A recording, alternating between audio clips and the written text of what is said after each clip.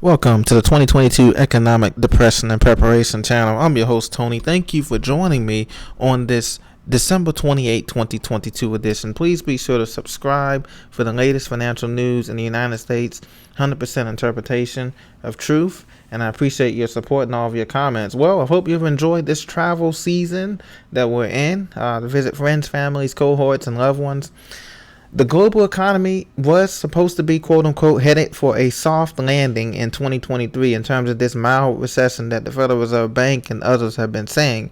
But ladies and gentlemen, it is now clear that we're on a path to a hard landing in 2023 and 2024 with this severe global recession, with the United States leading the way. So we're going to talk about that briefly, as well as what's the mess that's going on with Southwest Airlines, folks. Ladies and gentlemen, more than 2,500 cancellations with Southwest Airlines.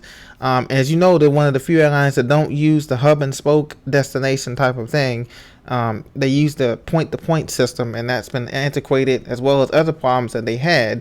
But it just was a messed up. I mean, we had weather, of course, in Buffalo. We know that. In other places, it was snowstorms in Chicago and different places like that.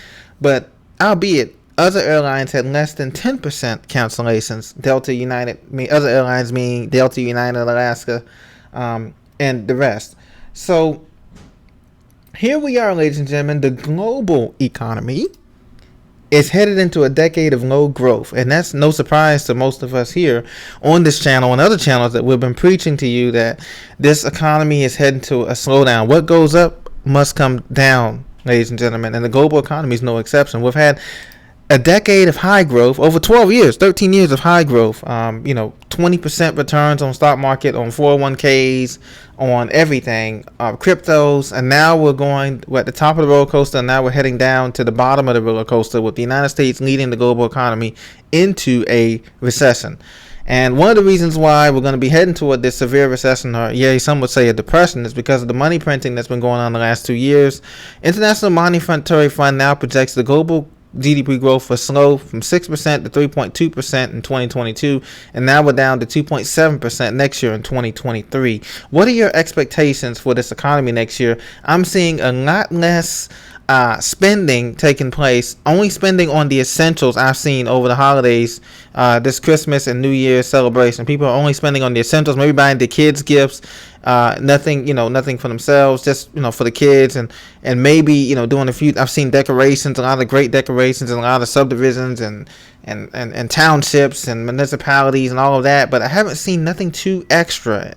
Let me know what you're seeing in your neighborhood in terms of that. I've seen but pullback. Food prices are still high. It's still $8.99 for over half a dozen of eggs now, so that's up, and this economy is going to continue to overheat despite the rapidly increasing rates by the Federal Reserve Bank. So consumers, remember, we've already had 7 rate increases, guys, this year. Ending this year, we've had 7 to 8 rate increases of 50 basis points or higher, and look what it has done. It hasn't done anything but lowered gas maybe 5 cents, maybe down to $3.85 or $3.90 a gallon for regular, but we're still well above average on food, gas, utilities, transportation, and the wages have not kept up. And so now consumers, that means spenders, American spenders, have kept the economy hot in 2022, according to CNN Business, but now they're losing steam. Well, why is that? They've had a lady here talk about that anything extra is out of the question. Americans, all of us, are getting back to the essentials: food, water, security, medicine, clothes, and well-being. Okay, anything else is out of their question because inflation, quote unquote, is cutting into not only holiday spending but into the regular budgets of most Americans, middle-class Americans, etc. Now, supply chains are still in disarray. As you know, this article talks about a lot of things that are not going to be returning to pre-pandemic levels.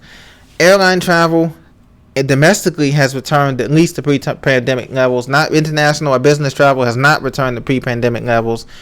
And now with China going back into back into some more of COVID restrictions, we want to know how that's going to affect it. I think it's going to affect this economy even more so heading into the winter of January, February, March, the first quarter.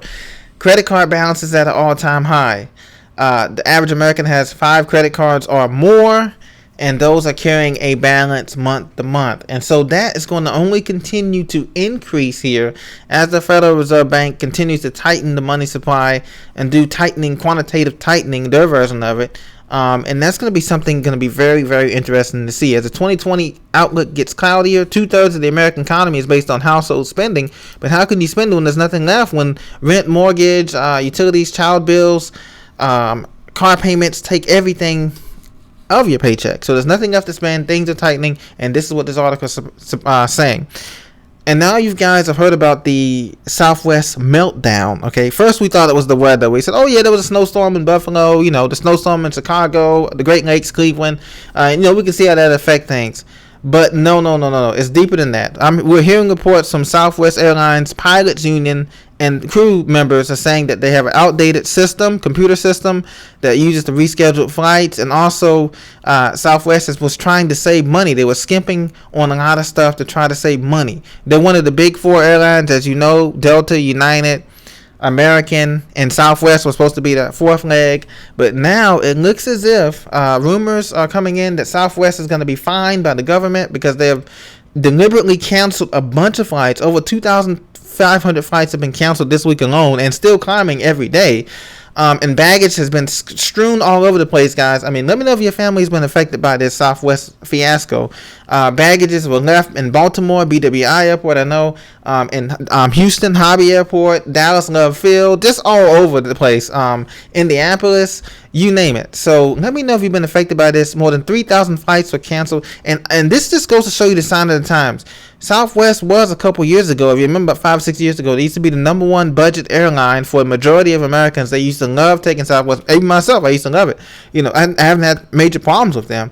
But now they decided to cut too much corners, bite off more than they can chew. And now, in my opinion, it looks as if next year, summertime, if they get these fines from the government and have to refund all of these people their money back and stuff, it looks as if they're going to be looking to merge or be taken over by either United or Delta. I would not be surprised if there's a merger between United, a buyout between United and Delta to take over Southwest, because Southwest Airlines is their largest competition. Delta's largest competition anyway. So I think that United and Delta is poised to buy Southwest or buy them out for pennies on the dollar, because their stock today was falling at a tremendous pace. But we'll see that coming up toward the end of the first quarter, like maybe April, May, June of this coming year, if that's possible. But it looks like Southwest is in trouble. They become insolvent, and they're not going to be able to keep up with all of this here. So let me know what you think about the killing of small businesses, of the killing of competition. Even though Southwest Airlines failed to invest in a software systems or whatever, and if maybe it wasn't intentional, but let me know what you think about the killing of competition and the killing of small businesses in America that's still going on today, even when this pandemic is starting to come along toward the other side, okay, so to speak. So now we're moving to a country, just like in the 1920s and the 30s, we had the monopolies. We're moving back to that same model where we're having 1 to 3 choices to choose from. Maybe in airlines, you just have Delta, United, and American instead of all the ones you had before, Spirit and AirTran and all the other ones you had that people used to go. We're moving toward a monopoly. Even the small businesses. Look at your downtowns. Look at your suburbs. What do you see in most of them? You only see what? A McDonald's or Jack in the Box or Del Taco, whatever you want to call it. You see a Walmart and a what? Maybe you see one repair shop, some kind of Mr. Tire or or whatever you want to call it. So everything is becoming more monopolized in America, socialized in America, or in the Western Hemisphere. In Canada, it's probably the same way. Mexico, you name it, Central America. So we're moving toward a more centralized form, and this is just the beginning. Airlines will be the first to consolidate. The next thing you know is going to be police, maybe fire, because of all the incidents that police, as crime goes up, maybe the cities, townships, and municipalities are going to say, we can no longer handle this amount of crime. They're going to turn it over to more of a federal police force or a national police force like other countries have and over in the East and Europe and stuff like that. This is what's coming, and this economy is going to continue to say more and more bad things as well. So we have to stay prepared. We have to stay ready. Stay blessed. Have a wonderful New Year's as we approach that day. A safe New Year's, family and friends, loved ones. God bless you. Stay close to God. Thank you so much for listening. I'll be back with more reports as the Federal Reserve Bank continues to raise rates, and we're going to see how these mortgage rates approach 7% again as the 10-year and the 2-year bond continue to invert this week. Be blessed. I'll talk to you very soon next time. Thank you for listening.